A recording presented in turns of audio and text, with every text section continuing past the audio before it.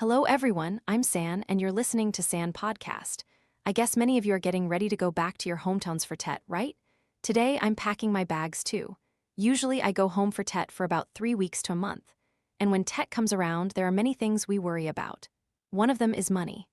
This year, when I talked to my friends and people around me, everyone kept saying it's been a tough economic year, so they haven't been shopping much. I wonder how you all feel. Today, I also want to share a fear with you, a fear I've never shared with anyone before. The fear of being poor, the fear of not having money, and because of that, not having many choices. When I first moved to Saigon, I once lived in a house with no sunlight, sharing it with 2 other people. The monthly rent was 4 million VND, and I paid 1 million VND myself. At that time, I was already earning over 10 million VND, but I didn't want to spend extravagantly. I wanted to save because I knew I needed a stable financial foundation first, so I had to be very careful with my monthly expenses. I understand that many of you are also very worried about your jobs, facing many difficulties like not being able to find work. I truly understand this, and the fear of poverty is very normal. No matter where we go, we need money for daily commutes, food, living expenses, rent, clothes, and many other things, my friends. After about 7 years in Saigon, I now have my own company and more choices. I can totally arrange to take a month off for Tet if I want, and clearly, financial stability gives me more options.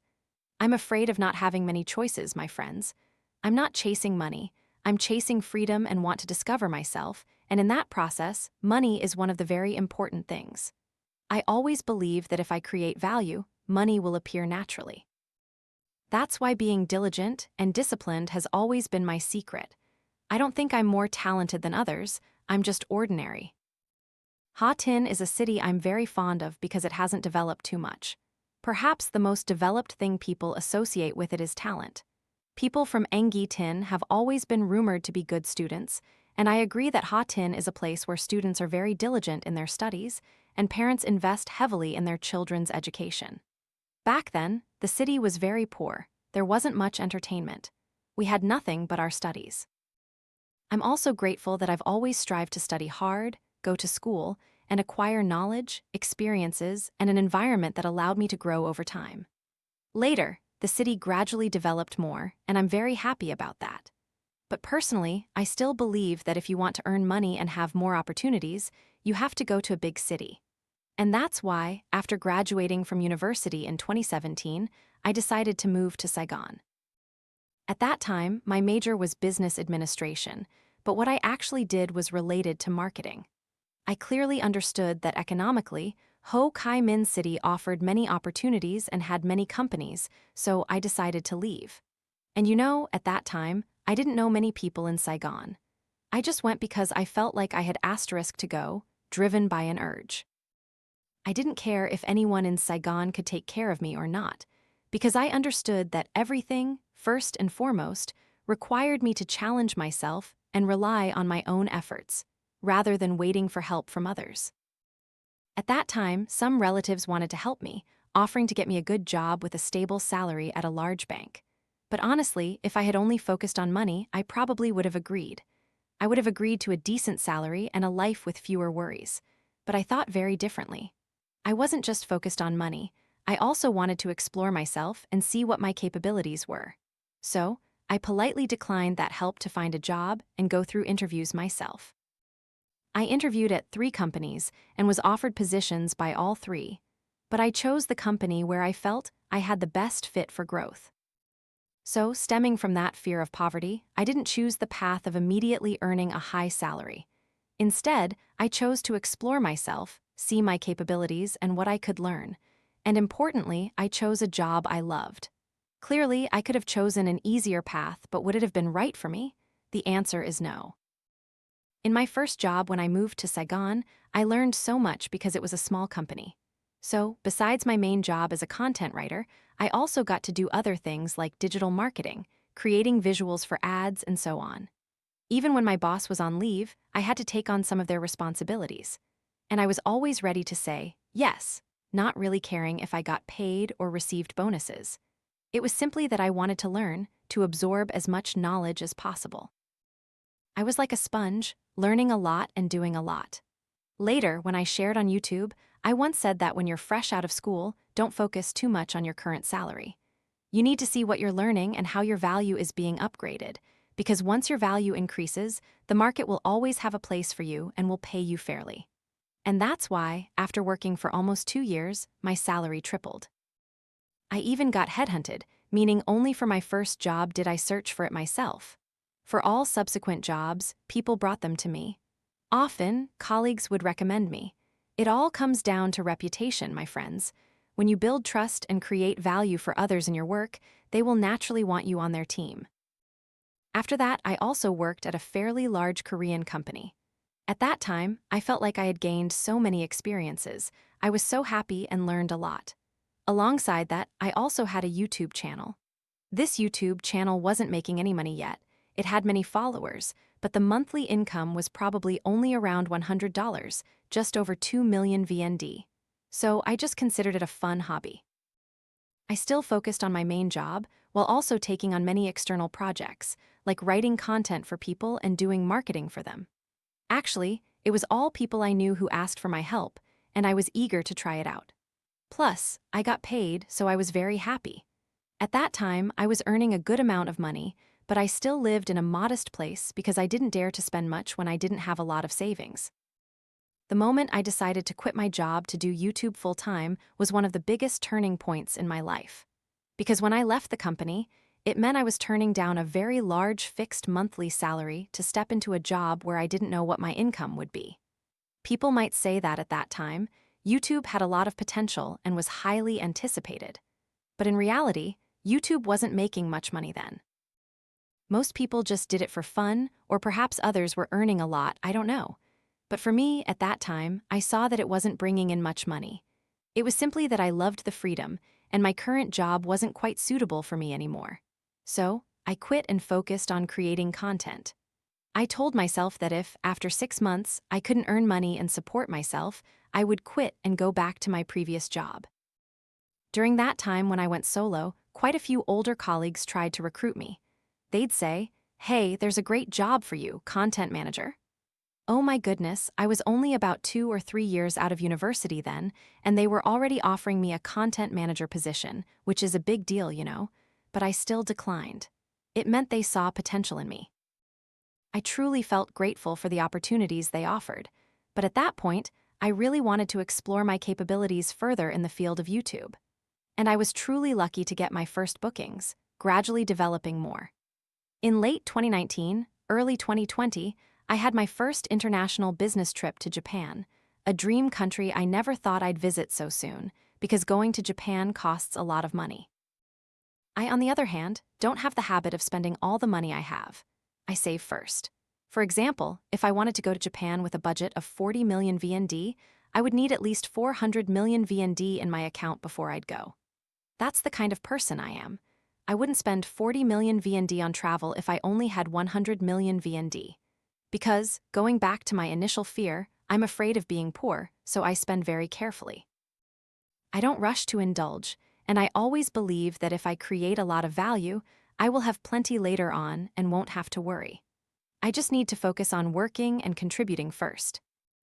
And YouTube gave me these first opportunities, which I never expected.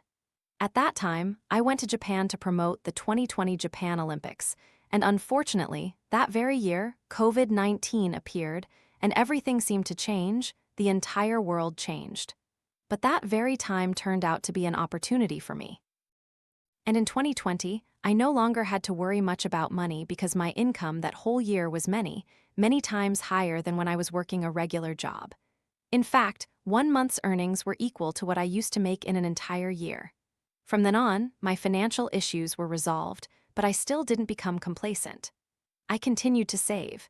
It was still that same habit, that fear of poverty. When I was a student, I also wanted to study abroad, but I never dared to dream of it because studying in the UK was something so far out of reach for my family. It cost a tremendous amount of money, billions of VND, and we certainly didn't dare to dream of billions, my friends. But now, I have graduated from studying abroad in the UK and paid for my own tuition. I feel grateful for my habit of fearing poverty because it made me strive and work hard, and this is truly wonderful. I don't chase money, but I pursue independence and self-discovery, and I never forget to seize the opportunities that come my way. From 2021 onwards, my content creation work developed even further. That was when people focused more inwards, while my content focused on growth. And I believe that if we focus on growth, we will become more prosperous, better, and our value will increase. From there, we will no longer fear poverty. We will become richer both materially and spiritually because we continuously develop.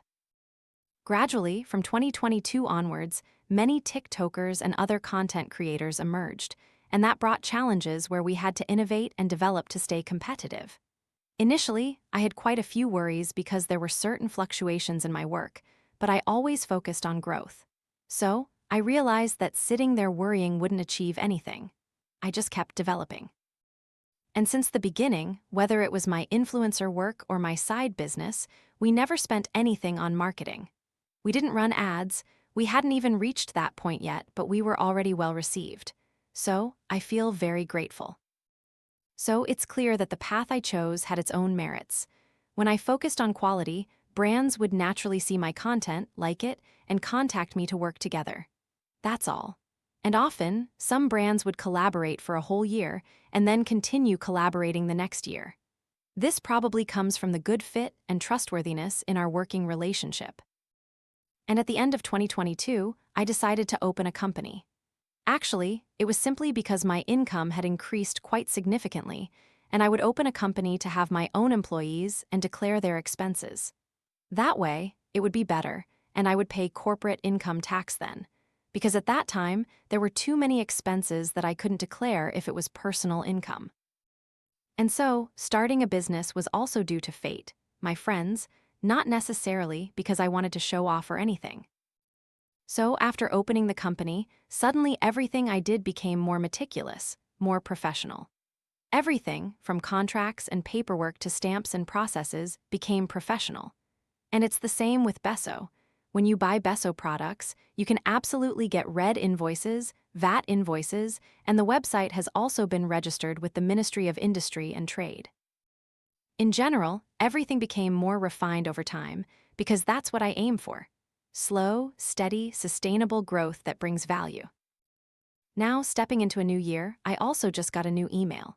Currently, I have an ecosystem of podcast, YouTube, TikTok, Instagram, and Facebook, and all of these platforms can collaborate to share and grow together.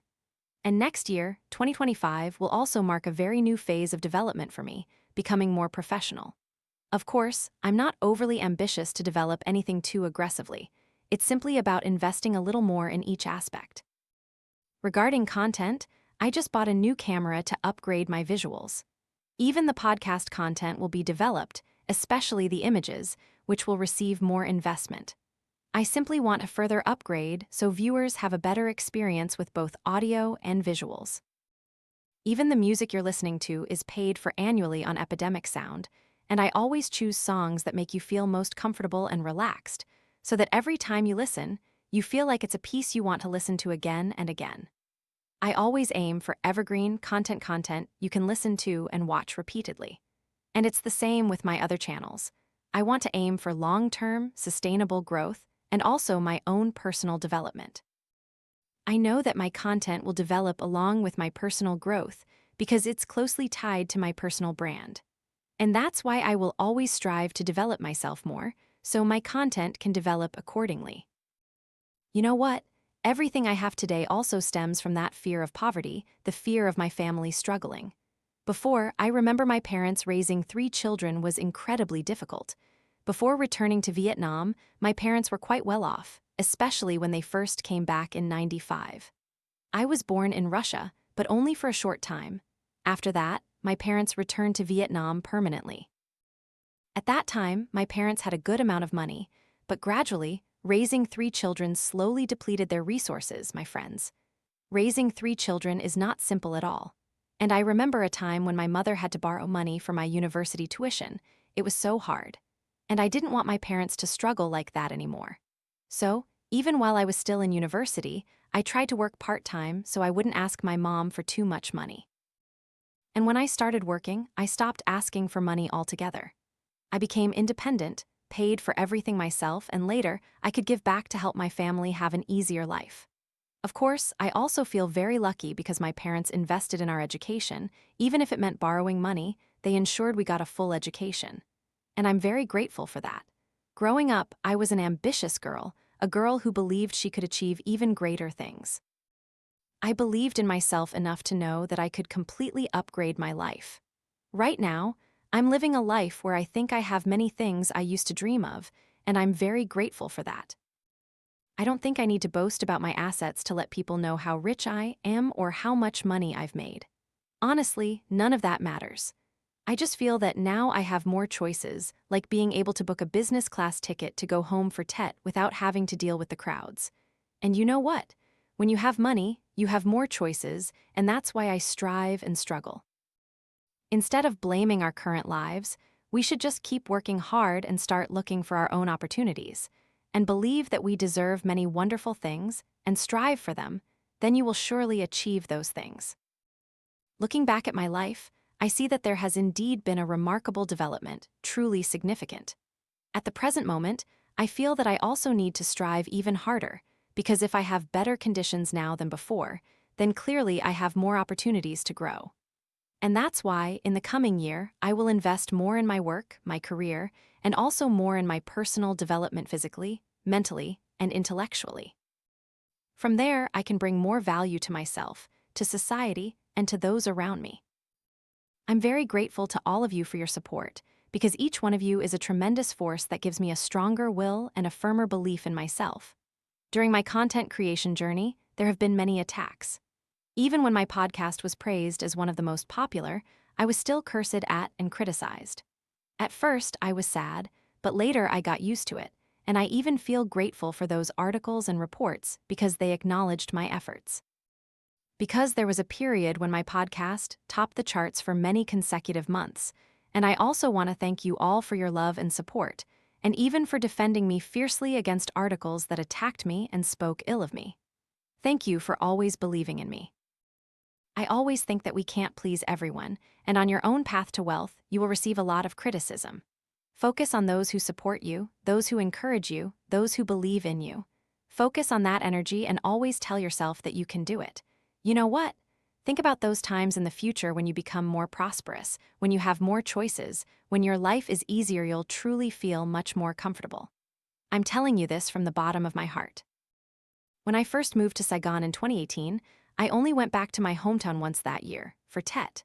And even for Tet, I only dared to take the bus because it was much cheaper. So, I took an overnight bus, which took over a day, and lying on a bus like that is so much more tiring than just flying for 2 hours and being home already. So, let's not hate money or hate people who have money, because often they've worked very hard for their lives. And you can absolutely work hard for your own life to seize opportunities in the future, and from there, your life will become much easier. We can make many choices and will no longer fear poverty. But the important thing is, when you earn your first money, don't rush to spend it, don't boast about anything. Let's live with that fear of poverty mentality forever, my friends. Even now, I still fear being poor, so I just keep going, keep striving, keep trying. Perhaps now the fear has lessened, because I have enough faith in myself and my ability to create wealth and value, so now I just need to be more diligent and work harder. From now on, it's best for us to focus on what helps us grow, what allows us to discover our own capabilities. Don't underestimate it. You can earn more than you think, you can create more value than you think. The strength within your inner self is greater than you imagine. So, let's strive together, let's push ourselves to rise up. We will have more choices in life and greater peace of mind. Let's welcome Tet in peace and joy, and with enthusiasm, so that after Tet, we can start working harder and striving more to achieve what we desire in life, okay? I wish you all a very warm Tet holiday with your families. As for me, I'm now packing my bags to go back to my hometown. Goodbye, everyone, and I'll see you in the next podcast episode.